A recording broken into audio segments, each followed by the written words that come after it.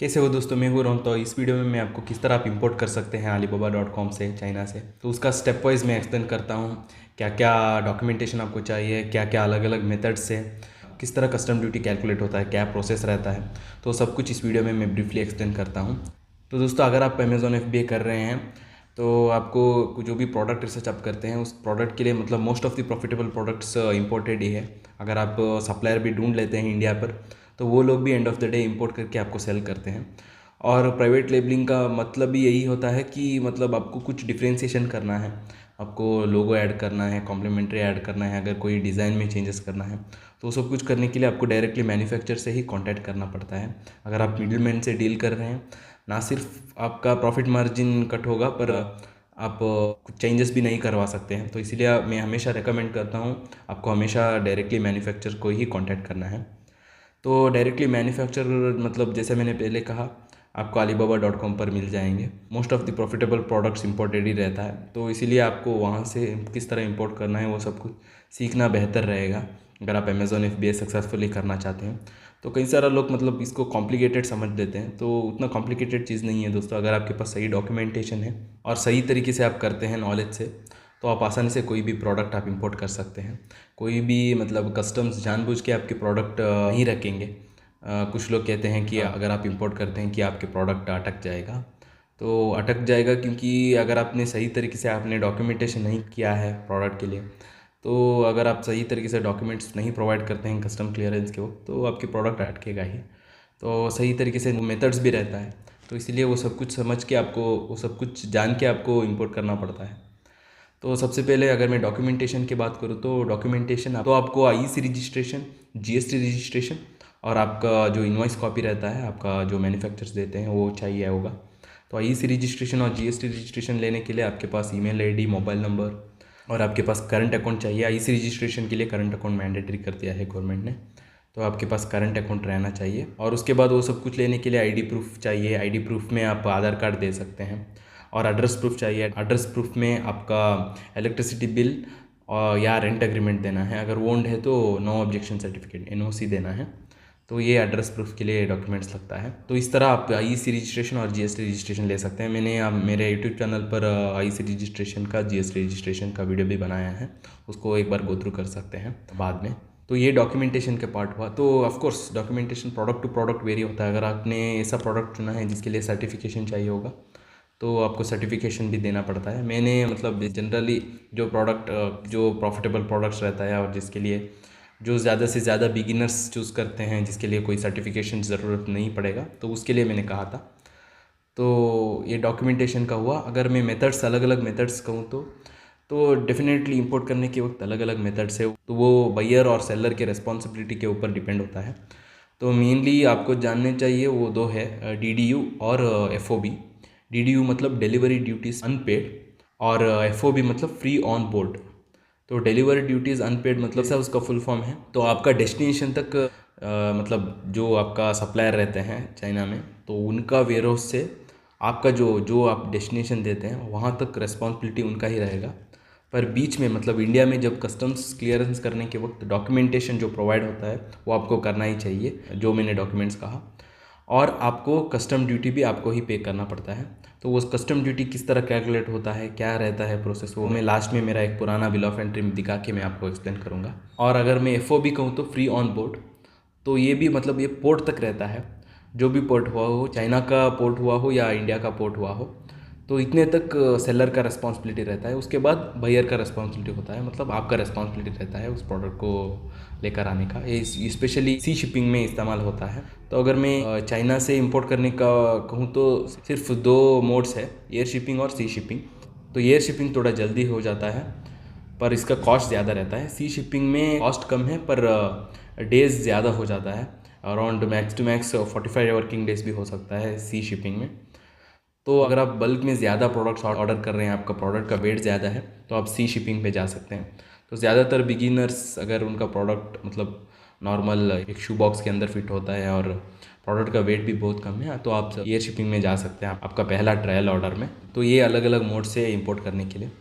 और अगर मैं alibaba.com का वेबसाइट के बारे में कहूँ तो उसमें आपको सर्च करने के लिए बहुत ही आसान है, मतलब जिस तरह आप अमेज़ोन पे सर्च करते हैं उसी तरह है, पर उनका सर्च इंजन थोड़ा अलग है। आपको जो भी आपको ढूंढना है थोड़ा शॉर्ट फॉर्म में सिंपल तरीके से ढूंढना होगा। और आपको सबसे पहले सप्लायर सेलेक्ट करना है वहाँ उनके प्लेटफॉर्म पर, और वहाँ दो ऑप्शन को टिक करना है, वो है ट्रेड एश्योरेंस और एक गोल्ड सप्लायर। तो गोल्ड सप्लायर एक मेंबरशिप प्लान है, तो जो भी सप्लायर लेते हैं गोल्ड मेंबरशिप गोल्ड सप्लायर का, तो कुछ ईयरली अमाउंट पे करते हैं, तो इसका मतलब जेन्यूनिटी आप चेक कर सकते हैं सप्लायर का।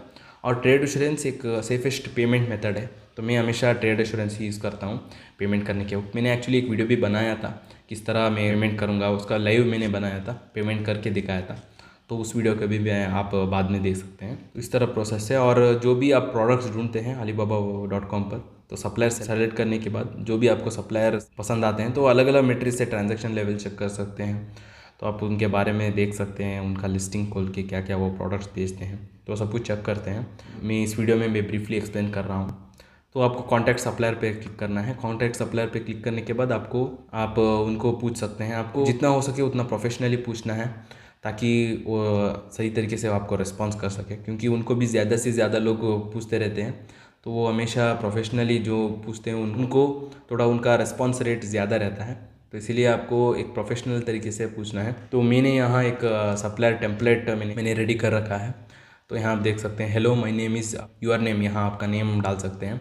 I am lead purchasing agent of company name, तो आपको हमेशा एज ए एजेंट आपको पूछना है, आपका जो भी कंपनी नेम है, अगर आप प्रोप्राइटरशिप है तो आपका ट्रेड नेम भी आपका कंपनी नेम में मेंशन कर सकते हैं। We have a successful online retail business and are looking to expand our product line, I am interested in, आपका प्रोडक्ट नेम आपको मेंशन करना है। तो इस तरह आपको प्रोफेशनली पूछना है, आपको ऑलरेडी आपने प्रोसेस किया है उस तरह आपको पूछना है। और उसके बाद can you please provide following information, what is the price of 350 units, 1500 units, 2500 units, 5000 units along with the shipping price, तो आपका एड्रेस भी वहाँ मेंशन करना है। तो हम अलग अलग यूनिट्स का प्राइस इसीलिए पूछते हैं नेगोशिएट करने के लिए। ऑफकोर्स हम पहली ऑर्डर में हम कम ही ऑर्डर करेंगे, एनीवेयर बिटवीन 200 to 500 यूनिट्स के अंदर हम ऑर्डर करेंगे हमारा पहला ऑर्डर में, पर फिर भी ज़्यादा यूनिट्स का प्राइस पूछना है ताकि हमको पता चल के कि उनका मैक्सिमम लोएस्ट प्राइस कितना है, तो उसको हम लेवरेज कर सकते हैं नेगोशिएट करने के वक्त। तो नेगोशिएशन करने के लिए भी अलग अलग स्ट्रैटेजीज़ हैं। तो उसके बाद आपको ये पूछना है कि यूपीसी और एफएनएसक्यू लेबल आपको प्रिंट करना है पैकेजिंग के ऊपर, तो अमेज़ॉन एफबी के लिए चाहिए होगा, तो वो भी आपको पूछना है। और लोगो डिज़ाइन अपने प्रोडक्ट, मतलब ऑफकोर्स मैन्युफैक्चर लोगो लगा के ही देते हैं, फिर भी आपको पूछना है। उसके बाद आप पिक्चर्स पूछ सकते हैं आपके प्रोडक्ट का, एक्चुअल फ़ोटोज़ पूछ सकते हैं, इससे आप जेन्यूनिटी चेक कर सकते हैं। और उसके बाद पेमेंट टर्म्स, जैसा मैंने पहले कहा अलीबाबा ट्रेड एश्योरेंस, तो one of the safest method है। या आप पेपैल भी यूज़ कर सकते हैं, पेपैल में थोड़ा ट्रांजेक्शन चार्जेस ज़्यादा है, तो मैं तो हमेशा ट्रेड एश्योरेंस ही यूज़ करता हूँ। पेपैल मैंने इस्तेमाल किया है, पर जैसे मैंने पहले कहा सिर्फ सैम्पल के लिए मैंने इस्तेमाल किया है, पर ट्रेड एश्योरेंस अगर आप बल्क ऑर्डर कर रहे हैं तो ट्रेड एश्योरेंस आप इस्तेमाल कर सकते हैं। ट्रेड एश्योरेंस में क्या होता है, जब आप पेमेंट करते हैं उस पेमेंट सबसे पहले अलीबाबा का, मतलब उनका बैंक अकाउंट पे जाएगा, सिटी बैंक का। तो जब आपकी शिपमेंट क्लियर हो जाएगा, आपको प्रोडक्ट डिलीवर हो जाएगा, जब आप सेटिस्फाइड है, तो उसके बाद अलीबाबा उनका पेमेंट रिलीज़ करेंगे सप्लायर को, तो इसीलिए वो सेफ़ मेथड है पेमेंट करने का। और उसका प्रोसेस भी मैंने, जैसा मैंने पहले कहा, मैंने लाइव वीडियो बनाया है, मेरा यूट्यूब चैनल पर भी मैंने डाला है। और उसके बाद कॉन्टैक्ट इन्फॉर्मेशन, आपका कॉन्टैक्ट इन्फॉर्मेशन आपको डालना है, आपका ईमेल info@company.com मैंने मेंशन किया है। तो आपको हमेशा कस्टम डोमेन से उनको रीच आउट करना है सप्लायर्स को प्रोफेशनली दिखने के लिए। अगर आप कुछ रॉन 1996 @gmail.com उस तरह आप लिख के पूछते हैं तो आपको हो सकता है आपको रिप्लाई ना मिले या आपका रिप्लाई लेट मिले, तो आपको हमेशा प्रोफेशनली, आपको एक प्रोफेशनल कस्टम डोमेन लेना है रीच आउट करने के लिए। वो आपको आगे बिजनेस में भी हेल्पफुल होगा, आपके कस्टमर्स को भी रीच आउट कर सकते हैं, अलग अलग बिजनेस लोगों को भी आप कांटेक्ट कर सकते हैं। और उसके बाद आपका व्हाट्सअप आप मेंशन कर सकते हैं, वीचैट मेंशन कर सकते हैं। वीचैट भी व्हाट्सएप की तरह ही है, ज़्यादातर सप्लायर्स चाइना में वीचैट को इस्तेमाल करते हैं, तो मेरे पास वीचैट भी है और व्हाट्सएप भी है। मैं अपना कुछ सप्लायर्स को व्हाट्सएप के थ्रू बात करता हूँ और वीचैट के थ्रू बात करता हूँ, तो बैक एंड फोर्थ कॉन्वर्जेशन के लिए ये जो मैसेंजर प्लेटफॉर्म है वो ये आसान रहता है, और कई सारा चीज़ हम नेगोशिएट कर सकते हैं, हमारा जो भी रिक्वायरमेंट है हम आसानी से पूछ सकते हैं।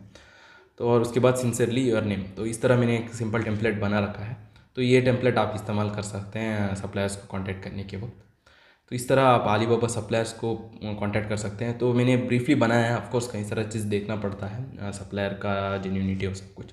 तो ये प्रोसेस से आपके प्रोडक्ट के लिए आप मैन्युफैक्चर ढूंढ सकते हैं। तो दोस्तों अब मैं आपको किस तरह कस्टम ड्यूटी कैलकुलेट होता है, क्या अमाउंट आपको पे करना रहता है, वो मैं एक्सप्लेन करता हूँ। तो कई सारे लोग कहते हैं कि कस्टम ड्यूटी बढ़ चुका है, कस्टम ड्यूटी में ज़्यादा होगा, अमाउंट क्लियर करवा नहीं सकते हैं, उस तरह कहते रहते हैं। तो वो उस तरह नहीं है दोस्तों, आपके प्रोडक्ट पे डिपेंड होगा। अगर आपने कोई ऐसा प्रोडक्ट चुना है जो मतलब जिसके लिए सर्टिफिकेशन चाहिए होगा, या आपने ऐसा प्रोडक्ट चुना है जो मतलब उसके लिए टैक्स रेट भी ज़्यादा रहता है, तो उस तरह प्रोडक्ट के लिए कस्टम ड्यूटी भी ज़्यादा रहता है और टैक्स रेट भी ज़्यादा रहता है।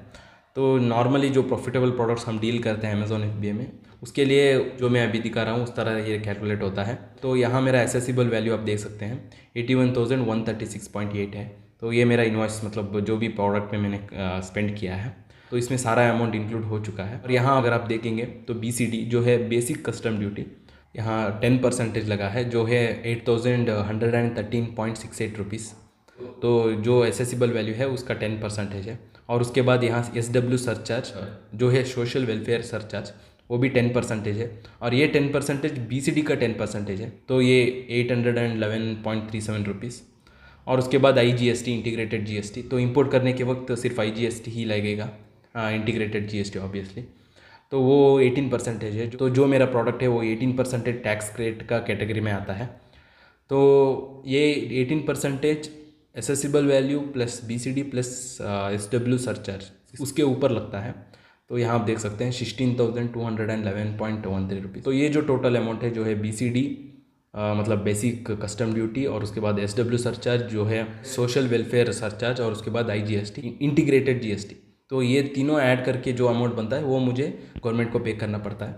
और यहाँ याद रखिए दोस्तों, जो IGST है ये हमारा प्रोडक्ट कॉस्ट नहीं बन जाता है, ये हमको ITC में मिलता है। मतलब जब हम GST 3B फाइल करते हैं तो ये अमाउंट हमको रिबेट मिलता है, ITC में हम क्लेम कर सकते हैं, जो है 16,211.13 रुपीज़। तो ये हमारा कॉस्ट नहीं बन जाता है। तो हमको सिर्फ BCD और SW सरचार्ज ये हमारा एक्स्ट्रा कॉस्ट बन जाता है प्रोडक्ट के ऊपर, जो हमने प्रोडक्ट के ऊपर स्पेंड किया है प्रोडक्ट के ऊपर और उसका शिपिंग कॉस्ट के ऊपर। उसके अलावा BCD और SW सरचार्ज, तो ये हमारा एक्स्ट्रा कॉस्ट बन जाता है, मतलब कस्टम ड्यूटी का एक्स्ट्रा कॉस्ट हम मान सकते हैं। और IGST जैसा मैंने पहले कहा हमको ITC में क्लेम कर सकते हैं। तो ये रहा दोस्तों, इस तरह हम इंपोर्ट कर सकते हैं alibaba.com पे। उम्मीद करता हूँ ये वीडियो में आपको समझ आ चुका होगा। तो मैंने जितना हो सके उतना ब्रीफली मैंने एक्सप्लेन किया है। और अगर आप एक बिगिनर है, आप अमेज़ॉन FBA करना चाहते हैं, आपको कई सारा चीज़ मतलब कन्फ्यूजन हो रहा है, तो मेरा मेंटरशिप प्रोग्राम आप ज्वाइन हो सकते हैं। तो उसमें मैंने, क्योंकि मैं खुद करता हूँ अमेज़ॉन FBA, तो मैंने सारा प्रोसेस इंक्लूड कर रखा है। तो मैंने अलग अलग मॉड्यूल्स अलग अलग एस्पेक्ट्स के लिए मैंने इंक्लूड कर रखा है। आपको प्रीमियम कोर्स मिलेगा और पर्सनल मेंटरशिप भी मिलेगा। मतलब अगर आप जब करने के वक्त अगर आप कहीं पर स्टक हो जाते हैं तो आप मुझे रीच आउट कर सकते हैं, आप मेरे साथ कॉल शेड्यूल कर सकते हैं, आप चैट के थ्रू क्वेरीज पूछ सकते हैं। और इसी तरह जुड़े रहिए दोस्तों, मैं आपके साथ और भी ई-कॉमर्स का नॉलेज और एक्सपीरियंस शेयर करता रहूँगा। तो सब्सक्राइब करना मत भूलिए। तो धन्यवाद दोस्तों, फिर मिलेंगे।